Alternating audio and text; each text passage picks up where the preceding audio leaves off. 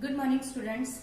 बेटा पिछली वीडियो में मैंने आपको थर्ड लेसन शुरू करवाया था जिसमें जो था हमारा नियोजित विकास की राजनीति, जिसमें मैंने आपको योजना आयोग के बारे में बताया था। अब इसी चैप्टर का अगला टॉपिक हम लेते हैं जो है हरित क्रांति। अगला टॉपिक है हमारा हरित क्रांति। अब ये हरित क्रांति क्या होता है बेटा? ये 1940 और 1960 के दशक में ये शब्द यूज किया गया था बहुत ज्यादा, क्योंकि विकासशील जो देश थे वो अपना आर्थिक विकास कर रहे थे, वो खाद्यान्न के में आत्मनिर्भर बनने के लिए इस शब्द का प्रयोग कर रहे थे। तो मैं आपको इसका मीनिंग समझाती हूँ। हरित का मतलब क्या होता है? हरित का मतलब होता है हरा। हरा क्या है? हरा है हमारी प्रकृति, हमारे पेड़ पौधे, जो फसलें हम उगाते हैं वो है हरे रंग की। और क्रांति, क्रांति का मतलब क्या होता है? क्रांति का मतलब होता है एक परिवर्तन, जिससे हम किसी भी स्थिति को चेंज कर सकते हैं। कोई भी स्थिति जो प्रेजेंट में है उसको चेंज करके कुछ अलग उसे चीज बना दी है। तो इस प्रकार क्या हुआ? वो कहलाई हरित क्रांति। अब हरित क्रांति किससे संबंधित है? कृषि से, यानी कि कृषि में पैदावार बढ़ाने के लिए। अब आप सबको पता है, मैंने आपको पहले बताया था कि जब पहली पंचवर्षीय योजना जो हमने लागू की थी,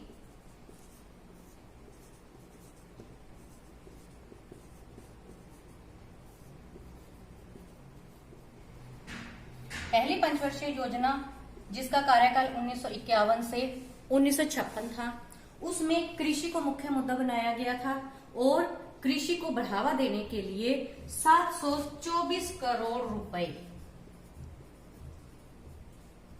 724 करोड़ रुपए सरकार ने खर्च किए थे। लेकिन फिर भी हमारा भारत खाद्यान्न के स्तर पर आत्मनिर्भर नहीं बन सका था। तो इसके लिए क्या किया गया? तीसरी पंचवर्षीय योजना जो 1961 में शुरू हुई और 1966 तक चली, उसमें सरकार ने फिर से मुख्य मुद्दा किसे रखा? कृषि का। क्योंकि रोटी इंसान की सबसे पहली जरूरत है, इसलिए दोबारा से कृषि को मुख्य मुद्दा रखा गया। लेकिन इस बार कुछ अलग तरीका था। क्या था? पहली पंचवर्षीय योजना में उन्होंने क्या किया था? पहली पंचवर्षीय योजना में जो पैसा लगाया वो गरीब किसानों के ऊपर लगाया। जो बंजर जमीन थी उसे उपजाऊ बनाने पर पैसा लगाया गया। जहां सिंचाई सुविधाएं नहीं उपलब्ध थी उन्हें सिंचाई की सुविधाएं उपलब्ध करवाई गई। गरीब किसानों को पैसा दिया गया। लेकिन अब इन्होंने बिल्कुल ही चेंज कर दिया, ये नीति इन्होंने बिल्कुल चेंज कर दी। अब इन्होंने तीसरी पंचवर्षीय योजना में कितना पैसा लगाया था बेटा? 1718 करोड़ रुपए ये इन्होंने तीसरी पंचवर्षीय योजना के ऊपर लगाए। और अब इन्होंने क्या किया? अब इन्होंने बंजर जमीन के ऊपर पैसा नहीं लगाया, अब इन्होंने पैसा किसके ऊपर लगाया? जो भूमि पहले से उपजाऊ थी। अब इन्होंने जहां पर सिंचाई के साधन उपलब्ध नहीं थे वहां पैसा नहीं लगाया। अब इन्होंने पैसा कहां लगाया? जहां सिंचाई के बहुत से साधन ऑलरेडी उपलब्ध हैं। अब इन्होंने पैसा कहां लगाया? जहां के किसान ऑलरेडी समृद्ध थे उन्हें और पैसा दिया गया ताकि वो और ज्यादा अपनी कृषि को समृद्ध कर सके। तो इसका फायदा भी पहुंचा, बहुत ज्यादा इसका फायदा भी पहुंचा, क्योंकि उनका ये नीति थी कि समृद्ध अगर ज्यादा कोशिश करेंगे तो शायद ज्यादा उपजाऊ शक्ति को बढ़ा सके। इसके लिए क्या किया गया?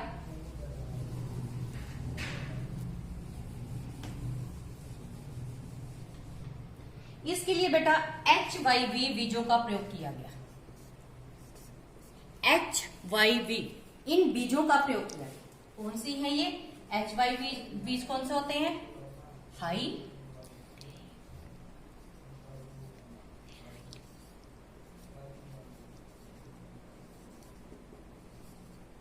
यील्डिंग वेराइटीज वाले ये बीज होते हैं, जिससे क्या होता है? जो हमारे कृषि की पैदावार है वो ज्यादा होती है। ये अच्छी किस्म के बीज हैं।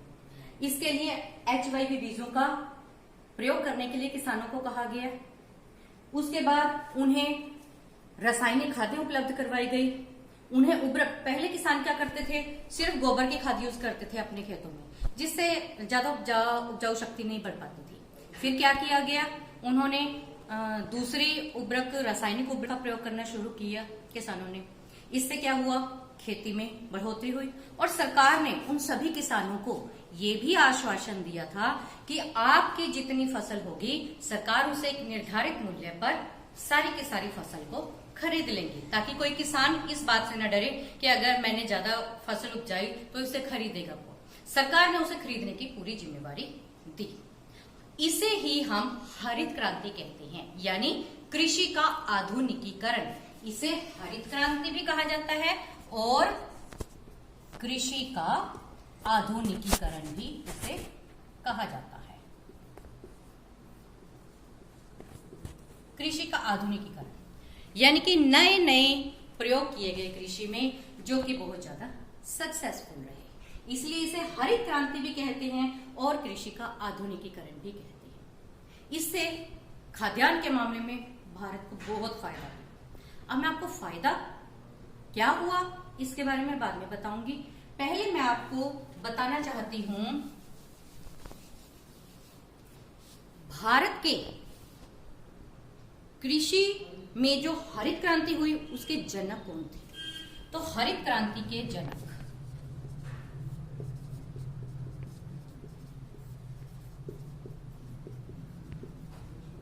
हरित क्रांति के जनक, बेटा भारत एक कृषि प्रधान देश है।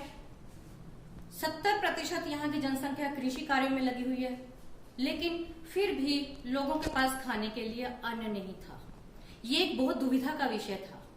इस दुविधा को सुलझाया जाना बहुत ज्यादा जरूरी था और इसके लिए सबसे पहले कदम किस व्यक्ति ने उठाया, वो थे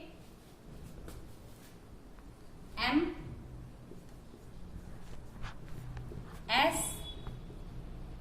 स्वामीनाथन। M.S. स्वामीनाथन ये हरित क्रांति के जनक कहे जाते हैं।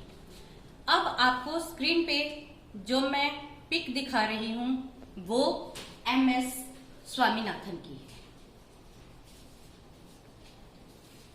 ओके बेटा, तो अभी जो मैंने आपको पिक दिखाई थी वो M.S. स्वामीनाथन जी की थी। वो कहां के रहने वाले थे, वो तमिलनाडु के रहने वाले थे। तमिलनाडु के रहने वाले थे। वो एक वनस्पति विज्ञानी थे जिन्होंने फसलों के ऊपर बहुत शोध किए और उन्होंने ये कदम उठाया कि किस प्रकार से भारत को खाद्यान्न में आत्मनिर्भर बनाया जा सकता है। तो इसके लिए उन्होंने मैक्सिकन गेहूं की किस्म को चुना जो भारत के लिए उपयोगी सिद्ध हो सकती थी, जिससे भारत खाद्यान्न के मामले में बिल्कुल क्या हो सकता था, आत्मनिर्भर बन सकता था। तो हरित क्रांति के जनक जो M.S. स्वामीनाथन थे, उन्हें बहुत से अवार्ड्स भी मिले थे, बहुत से उन्हें पद्मश्री से भी उन्हें नवाजा गया था। और बेटा उन्होंने क्या किया, जितने उनको अवार्ड्स मिले, सिर्फ देशों में नहीं बल्कि विदेशों में भी उनको जितने अवार्ड्स मिले उसका जो भी पैसा उन्हें मिला 1990 के दशक में उन्होंने चेन्नई में उस पैसे का एक शोध प्रयोगशाला भी उन्होंने खोल दी, जहां पर कई प्रकार के जो शोध है वो किए जाते हैं। तो ये तो मैंने आपको बताया था भारत में हरित क्रांति के जनक कौन थे। ठीक है, अब मैं आपको ये बताऊंगी कि भारत ने जब हरित क्रांति को अपनाया तो उसका क्या फायदा हुआ। 1930वीं पंचवर्षीय योजना 1961 से 1966 के बीच जब भारत ने हरित क्रांति को अपनाना शुरू किया, आगे आने वाले वर्षों में इसके बहुत सकारात्मक प्रभाव पड़े। क्या पड़े? पहला पॉइंट, इसके परिणाम, हरित क्रांति के परिणाम।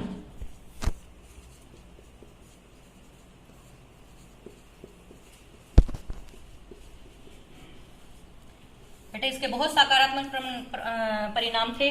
पहला परिणाम क्या हुआ कि 1968 में कितने टन गेहूं का निर्माण हुआ था, कितने टन गेहूं की उपज हुई थी बेटा? 170 लाख टन। 170 लाख टन गेहूं का उत्पादन हुआ था। 170 लाख टन गेहूं का उत्पादन हुआ, बहुत अच्छी बात थी। और इससे भी अच्छी बात क्या थी कि 1978 से 79 में ये बढ़कर कितनी हो गई? 1 अरब 31 करोड़ टन। इतनी गेहूं का इस साल में उत्पादन किया गया।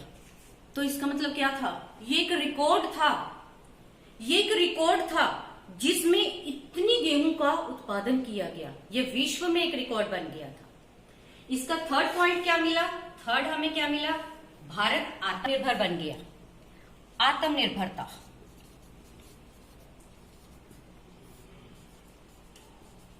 भारत आत्मनिर्भर बन गया। अब भारत को अनाज मंगवाना नहीं पड़ता था, दूसरे देशों से आयात नहीं करता था भारत। अब क्या करता था भारत? निर्यात करता था। अब दूसरे देशों को वो भेजना शुरू हो गया। तो ये एक सकारात्मक परिणाम था। तीसरा इसका सकारात्मक परिणाम क्या था? तीसरा सकारात्मक प्रभाव था इसका कि बेटा 1947 में जितनी गेहूं का उत्पादन होता था उससे 30% ज्यादा गेहूं का उत्पादन होना शुरू हो गया था। 30% ज्यादा गेहूं का उत्पादन शुरू हो गया था। उससे अगला इसका फायदा क्या हुआ? अगला फायदा क्या हुआ इसका बेटा? कि हमारी जीडीपी इंक्रीज हो गई। हमारी जीडीपी भी इंक्रीज हो गई। सकल घरेलू उत्पाद वो भी बहुत ज्यादा बढ़ गया। उसके बाद विदेशों में साख बढ़ी, दूसरे देशों में हमारा नाम चमका। एक गरीब देश 1947 में जो बन गया था, क्या हुआ कि अचानक से उसने इतनी तरक्की कर ली कि जो पहले आयात करता था वो निर्यात करना शुरू हो गया। दूसरे देशों में इस बात को इतना अच्छा माना गया कि हमारे हरियाणा पंजाब से कुछ किसानों को दूसरे देशों ने इनवाइट किया उस स्ट्रेटेजी का पता लगाने के लिए कि किसान वहां पर किस तरीके से खेती कर रहे हैं, कि इतनी ज्यादा उन्होंने हरित क्रांति भारत में ला दी है, इतना ज्यादा उत्पादन उन्होंने भारत में कर दिया है। तो ये भी भारत के लिए एक सकारात्मक प्रभाव था। एक और इसका सकारात्मक प्रभाव क्या था? औद्योगिकरण बढ़ा।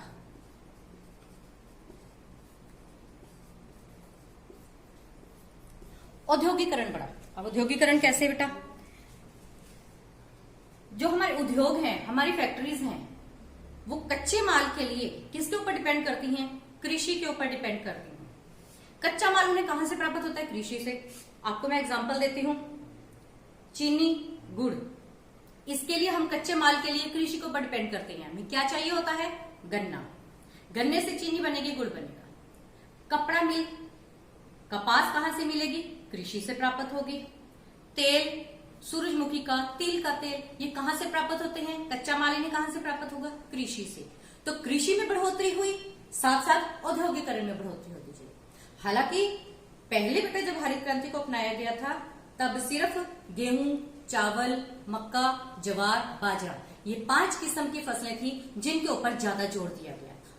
ठीक है। जैसे ही इन चीजों की बढ़ोतरी हुई उसके साथ ही कच्चे माल के ऊपर जो उद्योग डिपेंड है उनके लिए जल्दी से जल्दी औद्योगिकरण को बढ़ाने के लिए जल्दी से जल्दी इस तरफ भी ध्यान दिया गया। तो इसके बाद क्या हुआ बेटा कि जो भारत विदेशों में साख बढ़ गई थी उसके साथ में उससे क्या हुआ, जो वर्ल्ड बैंक था, विश्व बैंक,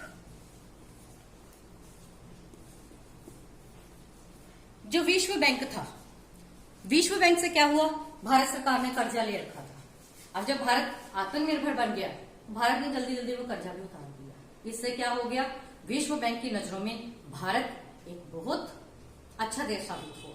ठीक है, कि आगे से भविष्य में अगर भारत को जरूरत पड़े पैसों की तो शायद विश्व बैंक उसे कभी भी मना नहीं कर सकता है। तो इस प्रकार बेटा मैंने इतने से टॉपिक में आपको ये बताने की कोशिश की है कि किस प्रकार से भारत ने हरित क्रांति को अपनाकर कृषि के मामले में आत्मनिर्भरता को अपनाया और इसके लिए हमारे जो हरित क्रांति के जनक कहे जाते हैं एमएस सुब्रमण्यम, उनका बहुत बड़ा हाथ था। तो आज भी भारत दूसरे देशों को खाद्यान्न निर्यात करता है। और ये सब किसकी देन थी? हरित क्रांति की ही देन थी। होप कि बेटा आप सबको ये टॉपिक समझ आ गया होगा। Thank you.